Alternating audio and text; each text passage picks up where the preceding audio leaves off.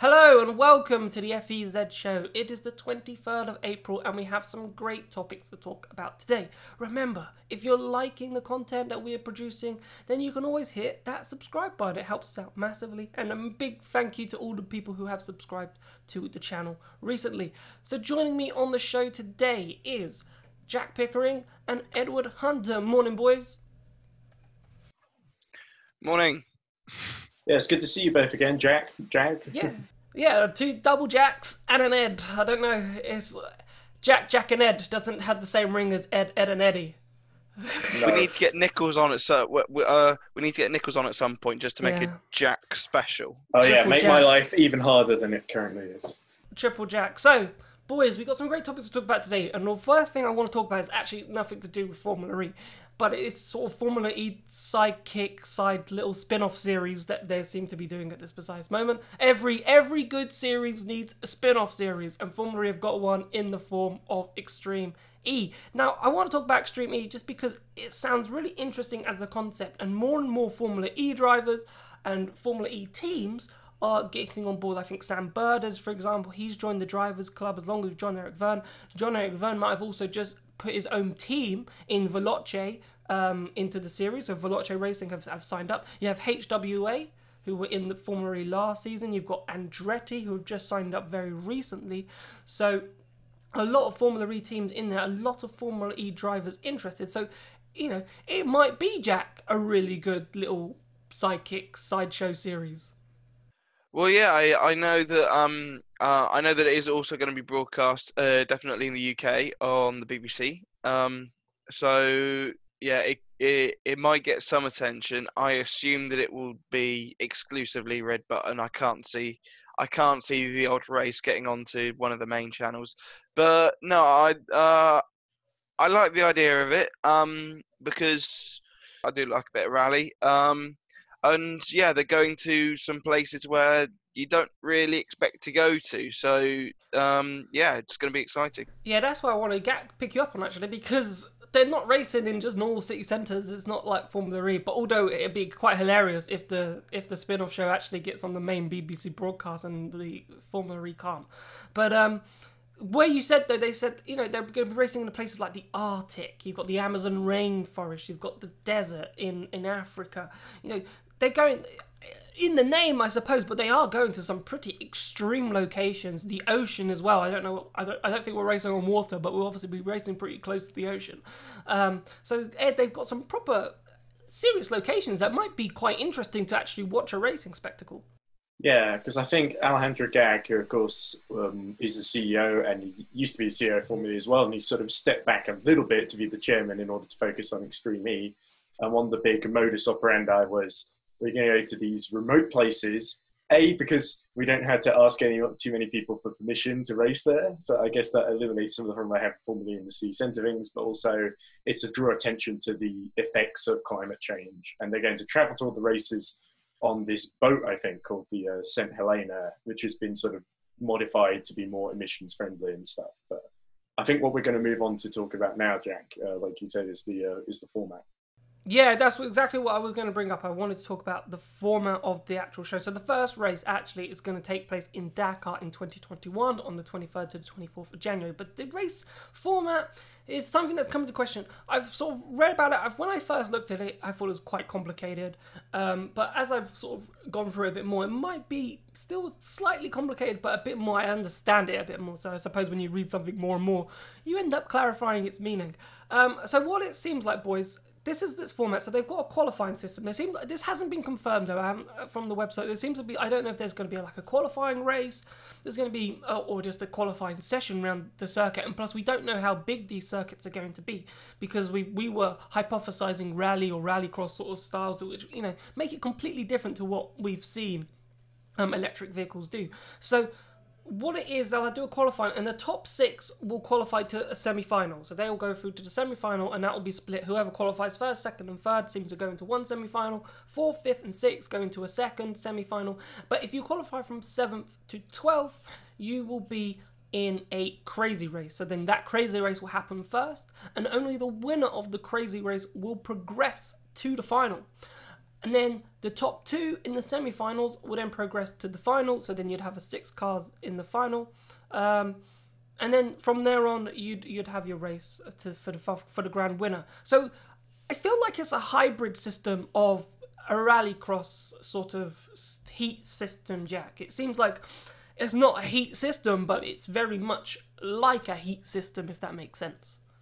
Yeah, I mean, it is quite complicated when you first get it explained to you, as I proved just off air about 5 minutes ago when you had to explain it to me about 3 times, and then I had to write it down.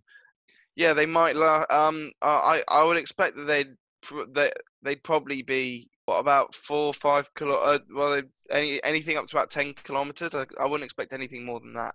Because that's the question I think I have in terms of Extreme E at the moment, Ed, is just, we were talking about a rallycross section, but rallycross tracks are quite short, so you can get lots of heats in. We don't know. They're going to these extreme locations. That's why I thought a rally stage would be amazing to see, environmentally, I can't say the word, but friendly cars going around the Amazon rainforest, for example, or going, around these Arctic locations. But if you've got a long stretch and it is like a massive trail, then that would be pretty interesting. Whereas I think if you go for this system, it has to be some sort of circuit based, whereas it's not just from front to back, because you need to get a winner. And you probably have to do a couple of laps. I don't think you'd be racing on a nature trail, but I won't say it's a nature trail, but you are using nature to sort of make the track, I suppose. When you go to the Arctic, you've got all the space in the world, but if you're racing in the Amazon rainforest, you shouldn't be chopping down trees to make a racetrack. Like, you've got to use what you've got in front of you. Yeah, I'd be very surprised if they did end up doing that, to be honest, because it would sort of go completely against the ethos of the series, the whole sort of selling point of it, as I said earlier. But a couple of things. I actually seen the Odyssey EV at Goodwood Festival of Speed, did a few show runs, and it's this really big SUV. I think a gag was there helping promote it. I looked at Williams Advanced Engineering at doing the batteries. So they did the batteries in the Formula E cars during season 1, if you remember, season 1 through to season 4 in the Gen 1 car. And so I wonder if maybe the circuit-based thing I think it's either 2 things. It's either to do with the range of the batteries that Williams can do. If they got the same range as, say, McLaren Advanced Technologies Gen 2 battery. Also, it could be to do with the TV formats. We've got the BBC and several other countries doing live coverage, of course. And if it's just rallying in the desert from like point A to B and it takes several hours, then that's not exactly TV friendly. So it's more knockout style format with the crazy race. I love that because we know nothing about the race other than that it's crazy. So is it like all the drivers get heat stroke in the desert and that just goes them a bit loopy? I don't know.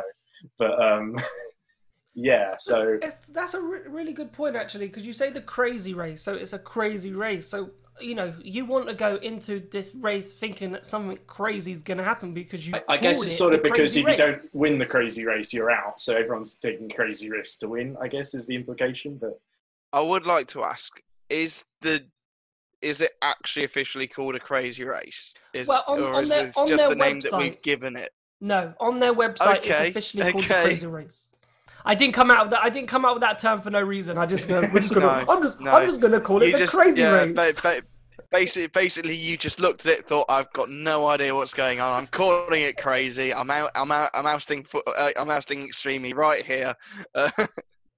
Pico, don't eviscerate Jack on the Jack show. That's not good. That's hilarious. No, I think discussing it, I suppose what we need to find out now, obviously we're 23rd of April, so there's still a few months away until technically this gets underway. So what we want to know now is, obviously the first race is in Dakar. Now they're not going to use the full Dakar rally stage. Obviously the Senegal desert there it's a huge space, so whether or not they make a circuit or a big enough circuit, and I don't think, like, if it was a rally stage, I don't think it would go on for hours, because obviously, I reckon a 3-minute stage might be quite interesting, and then you'd have 2 or 3 cars on the stage at the same time, so you can flip back and forth to see who's going fastest. Maybe that could be how they do qualifying, for example. But we don't know. And then if you race on that, then that's difficult as well, because obviously that's the thing I have, is how big are these tracks in terms of these cars, as you said, when you saw them at Goodwood, and I think we've all seen them. If you haven't seen them, maybe we'll put a picture up. But it'd be great. You know, they're so big. So racing, getting a car side by side in a place like the Amazon rainforest, for example, would be incredibly difficult. So I'm interested to see how it all works around in those sort of locations, because of course if you go to the Arctic, if you go to the desert, you've got all the space in the world to create whatever you want to create. But if you go to the Amazon rainforest, it's going to be a completely different beast, Jack, to sort of prepare the car for. Well, yeah, and I think that's one part of Extreme that's quite exciting, because we do have so many different locations. There will be so many different scenarios to plan for, and so many different climates. It's not like Formula E or any other like motor racing series when we go to it when we go to each country at its peak point. In terms like weather, weather is nice, and yeah, so it's going to be exciting from that point. The rainforest, well, it might rain there. Yeah, I'm heavily. going on a hunch. It might rain. And then the Arctic will be will be minus temperatures, and then you go to the desert, which will be 40 plus degrees. It's going to be insane to see what the different scenarios are, and I think that's going to play a part in terms of how unpredictable it's going to be. I think though, honestly, Ed, to sort of wrap this up, I think we can agree the format's quite complicated. We don't know how it's going to work, though. There's still questions that we have in terms of how long these races are going to be, what the tracks are going to be like, and I suppose that's what we've just got to look out for. But I think as a whole, this series could be so important to the development of electric vehicles, because obviously electric vehicles are going to be all around the world, hopefully one day, and they're going to have to be faced with these cold conditions, these hot, extremely hot conditions, and they've got to work. So the Extreme E Series could be as beneficial as Formula E in terms of pushing forward electric cars. Oh, I agree absolutely. And of course, a couple of years ago, there were rumours that World Rallycross was going to go electric, and then the teams kind of vetoed against it. So it's great to see finally there's some development on that. Two things very quickly that interest me. Veloce Esports have hired Adrian Newey, yes, star F1 designer Adrian Newey, on their team, who's well known for like his big aero developments, also just building like fantastically ambitious cars. So it'd be interesting to see how they end up using his talents. And the other thing that interests me is that apparently the Extreme E people are planning to do a Netflix-style documentary following the series. So I guess that'd be the thing that comes to mind there is instantly Formula One's Drive to Survive series. So that would be a great way maybe of introducing us to these personalities that some of us already know from Formula E, but the general public might not know, say, Sam Bird, Billy Monger, Jamie Chadwick, Vernon, etc., quite as well as we do. So. And maybe a bit ahead of the game of Formula E in that sense, with their "And We Go Green," and we go green, to pardon the pun, has never gone green in terms of actually starting or actually anyone actually seeing it. So and maybe that could be a wake up call for Formula E to maybe actually follow the trend and maybe go on Amazon rather than Netflix or show us the film. Yes. Release the cut.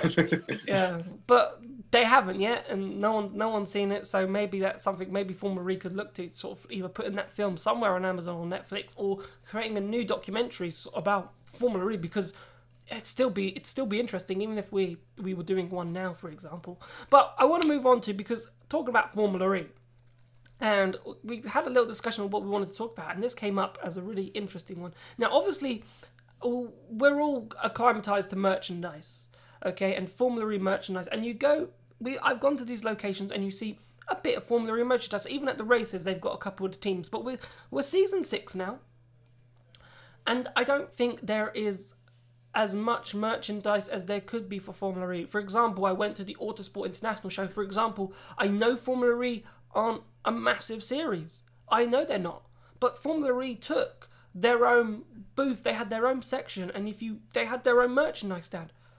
There was not one team merchandise thing that I could buy there. Not one. It was all basic Formula E branding. Now, part of me doesn't understand why Formula E do that and have so much, because as a race fan, And so when I was a race fan, when I was younger, growing up, I wanted, I wanted Michael Schumacher's shirt. I wanted this driver's shirt. I wanted that Red Bull shirt because it looked nice. So I wanted that.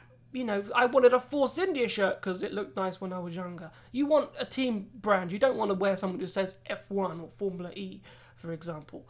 So, but we're 6 seasons in and we've got all these manufacturers like BMW, Audi, and then Jaguar. Jaguar, to be fair, the only merchandise I actually found at Autosport, but they're just nowhere to be seen, Ed.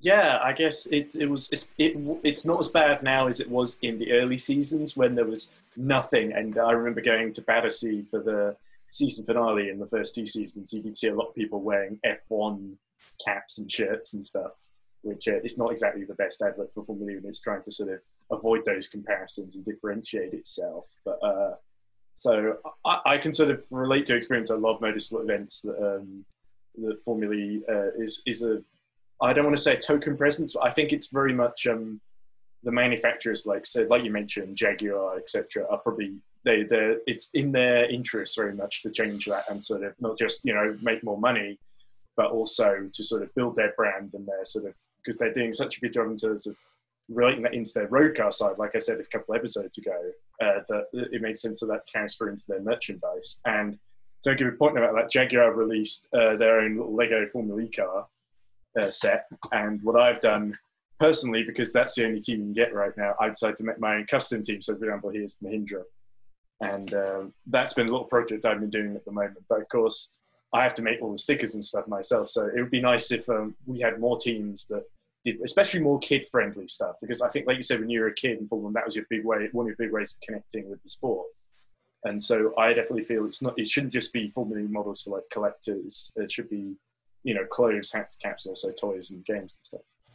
Yeah, Jack, I agree with that totally. Like, there should be something more kid-friendly. I mean, even when, thinking back when I was younger, Formula 1, it was just team wear. There wasn't really, and Hot Wheel cars. To be fair, there were some Formula 1 Hot Wheel cars back in the day, and Formula E have released a Hot Wheel car recently, which is just the Gen 2 type. But it would be awesome if you could buy a whole grid of Formula E Gen 2 cars, which, a kid like me who played with cars all in his early life would be amazing. Well, yeah, as you two well know, I am a massive kid. So so are we. I think we are as well. Guilty as charged. And so at home somewhere I have got I think it's a Williams a BMW Williams that had the HP sponsorship and a Jaguar I think they were Hot Wheels cars. But the thing is with merchandise, you've kind of come to the right person here, because I for quite a few seasons I gained quite a few hats, and so I think I have I have a Neo one, I have a Nelson Piquet one, I have a Mahindra one, I have a Dragon one, I have a Edams one. You don't have to list all of them, Pico. Yes, I think I've got 8 or 9 caps, which only one I actually paid for, which was the Apt Audi Schaffler one that I bought in Paris. Because I don't know how, I just seem to get loads of caps. I'm with you. I've got the same because being part of the press, especially those early seasons, they were just giving them out for free. I have Mahindra shirts that I got for free. I got a Next TV shirt and cap that I got for free. I got Virgin caps that I got for free. It's just, it was part and parcel back in. I don't know if I'd get no merchandise now, for example. But if they still wanted to give us at press events. But I remember the best one was, I didn't get it. This upset me because I'm a big model car collector. But season 2 Berlin, it was all German, I don't know why, it was all the German media that went across, and they all came back with the green light Neo model car that had just come out, and I was like, where was my invite? I love these things. And they're all trying to get these massive model cars back up to their hotels or to wherever they're going, or back home because it was in Germany. But I was like, where's mine? I want a model car. It's all right, Jack. I got one right here for you. Nice. Ed, you've actually, because I remember meeting up with you at the Neo launch last year, and you got Oliver Turvey to sign a Neo from a couple of years ago. I think. and I had to ship that in from Europe actually, and so I think what Jack was sort of alluding to there is that the European stocks, at least, or Formula E stuff, seem to be a little bit better than, say, the UK specific stocks. So. Sort of just bringing it back to the actual question, you know, what Formula E should be doing something, I feel like, in terms of merchandise. There should be, like, you should be able to buy all the DS Virgin, like DS Virgin, well, not DS Virgin, my apologies, Virgin Racing. You know, they've been in the series, their kit hasn't really changed over the couple of years. They've always been that purple. You'd think there would have been something that you could have had of that. The only reason why I say DS Virgin is because I'm a big model collector, and I've got a DS Virgin Jose Maria Lopez helmet from season 3 on my desk. But things like that, like I've got model helmets. Like, some things are starting to come through, but not much of Formula E. I've got Nelson Piquet's season 5 helmet of Jaguars here as well. And I've got some other Formula E model cars. And if you go on Formula E's website, you'll find quite a few model cars. And if you go on some model car websites, you'll find some of them as well, which is great to see. But I still think in terms of clothing and branding and people actually turning up to Formula E in this season's gear, rather than wearing something from season 2 or season 3 because nothing has been put out, would be so much better. But they just haven't done that yet, Ed. Yeah, I agree. I think you can't rely on teams giving away merchandise because that's not a sustainable business model for a start. Just to do it to like billions of fans, but also I think it's something that has to be a more accessible way, because not everyone can win giveaways, obviously. And the one thing I want to add to that, Ed, is costs. Because if you look at Formula 1 merchandise, just to get a jacket, I think I was looking at the McLaren puffer jackets that Lando Norris and Carlos Sainz wear, and it's 300 quid. And I just went on the Formula E website before the show, and Mercedes have got something like just a long sweatshirt, £117. So straight away, I don't understand. If Formula E, I don't understand why, because let's be honest, right? Those they're making like a bazillion profit on that jumper from the one that it's technically been made. But why make it so expensive? That's what I don't understand. Like, if you want people to start wearing, you're a young championship, you want to, make it expensive in a couple of years' time, but maybe cut the prices down so it makes it more affordable, and if more Formula E fans actually buy it, and more Formula E fans, Jacks, start wearing it to the actual races rather than just turning up in normal clothes. Yeah, I think what I'm now going to do is I'm going to set like a thing to do now before the end of lockdown. I will buy one piece of Formula E merchandise that I will wear on the show at some point in the future, because I think because there isn't that much merchandise at all. I've been to how many races now? 6, I think, and I think I've been to the fan zone in every single one of them. Season 3 was when I bought in Paris was when I bought the Audi cap, but yeah, I'm trying to think of like many more. I think there were a couple things in London, but especially when I went to Rome, because I remember this vividly because it's the last time I was actually at a Formula E race. I went to because they have this massive, brilliant building in Rome, which is the fan zone, and then it was I went to the stand, and there was the Formula E own brand caps and stuff, and merchandise like that. But there was still I think I lied. There was one Audi cap, and I can't remember anything more than that. But yes, they do need to do more, and so I'd quite like to see Formula E do some more about that in the future. Yeah, for sure. Like, I just feel like it's a missed opportunity, especially for a young championship. You want to have that merchandise, and you've got all these great teams, you've got all these great manufacturers, and it's just nowhere to be seen. And you go to the fan zone village, and there's nothing there. You go to these big motorsport events and there's nothing there. Then there needs to be something. So Formula E, I think that's one project that they really need to work on. There was once upon a time, just to wrap it up, they were on different platforms like All One Sports, I think it was actually called, had like the Mahindra and some teams stuff on there. But you need to go on that store, and there needs to be updated by the first race of everyone's merchandise that you can potentially buy. So, last thing that we want to talk about, and this is a little new segment on the show. So, if you've got to this part of the show, well done. So this segment is YouTube questions. That's what we're going to call it. We're going to call it YouTube questions. So if you have any questions you want to ask about Formula E, just put them in the comments below, and then we will answer them. So this first one actually comes from one of our Patreons, and Ed has got the question. So Ed, fire away. Okay, so our question today comes from Daniel Milford, who asks, should the current season become a super season that runs into 2021? We've sort of paraphrased the question, but that's the essence of it. But, so that, I think, Formula E, honestly, have missed the boat on this one. I think this was something that they could have done. Now, they've introduced this 2-year cycle, and maybe they didn't need to introduce this 2-year cycle, Jack. Because if they just ran it as a super season, everyone's using the Season 6 powertrain all the way up until 2021. So, the fact that they've introduced this 2-year cycle sort of stops them from potentially doing a super season, because there's just they don't need to, because they want to produce a new car at some point. But if they just ran the Season 6 car all the way to 2021, they didn't need to do a two-year cycle, and they could have easily cut costs, because for a whole year they wouldn't have developed a new car. Yeah, I think basically they are actually doing a super season. They're just dividing it in two and making it 2 seasons. But yeah, it's something that they could have considered. But the thing is, with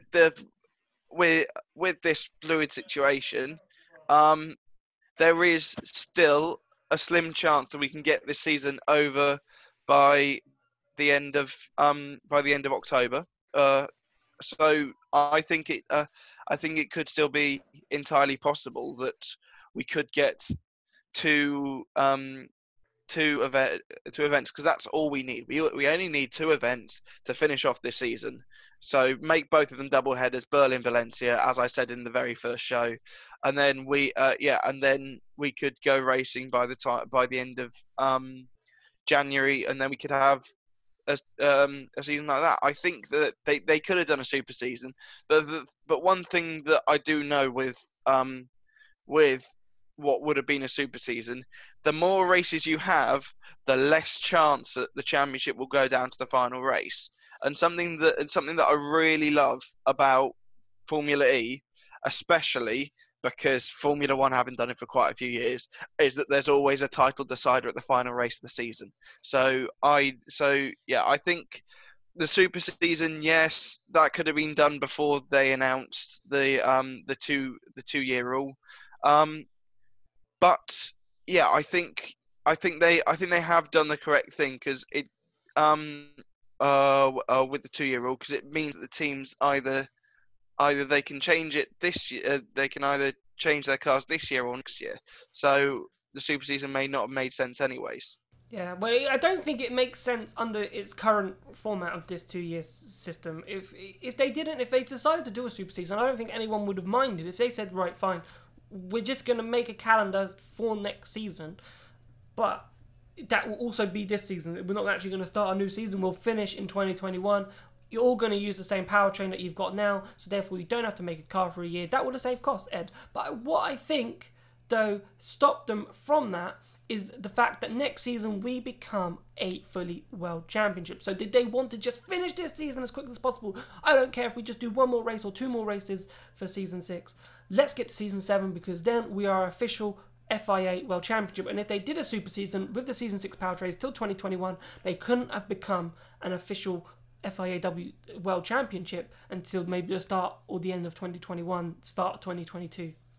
Well, I think we're going to have to finish this recording as soon as possible too. But yeah, I pretty much agree with that. I think the World Championship status is a big deal for them, and I think they definitely wanted to draw a line under this season. I guess it's like other sports as well, like football, for example, so decided they delayed their season, took the super season approach. I can see why Formula E didn't do that, because they really only needed I think, like Pico said, a couple more weekends of racing to really, a couple more, 2 more events basically with, you know, maybe double headers or whatever to finish out the season in terms of making it so that everything counts and it's an official championship. So I can see the temptation of, oh, we want a really big season, but I think moving on to season 7, the Gen 2 cars will still be the same. A lot of things will still be the same, actually. So it's not like we're losing a season or anything. I think overall they've probably made the right steps, but I can see where the complaint of where's the super season is coming from. Well, yeah, I felt the super season probably was a viable option. Like, it was a viable option to actually, you know, keep the cost down, because if you, in a sense, there are teams now that will be building a car for season 7, a brand new car, which I'll have to keep in season 8 as well. Whereas if everyone, and then you've got this massive, which I'm not going to be, I don't think I'll be a massive fan. I don't think many fans will be a massive fan on, is when you've got a season 8 car or a season 7 car on the grid and a season 6 car on the grid, and there's going to be a discrepancy in performance potentially between those 2 cars, and making it, you know, maybe the teams that have their season 7 car next season will be the stronger teams, and the teams with season 6 will fall to the back. Let's imagine Tech Cheetah decide not to build a season 7 car next season. They're the best team at the moment in Formula E, but they drop to midfield simply because the likes of Jaguar, BMW decided to build their season 7 car first, and then you've got that discrepancy in performance, which, you know, which I suppose they'll have to keep for season 8 and then when Tech Cheetah come back. But then you've got 2 years of this up and down performance thing, whereas if you had a super season, everyone's on the same playing field. You finish the season with all the same machinery, and then you make new machinery for the start of, well, season 7 technically, but would have been season 8. And I think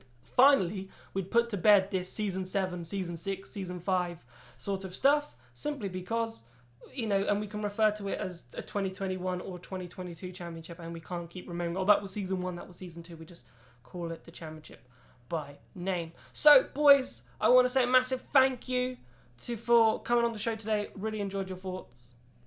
Cheers, Jack. Yeah, thank you. And if you're liking the content, you can like and subscribe, and we will see you very soon. You've been watching the FEZ show. Goodbye.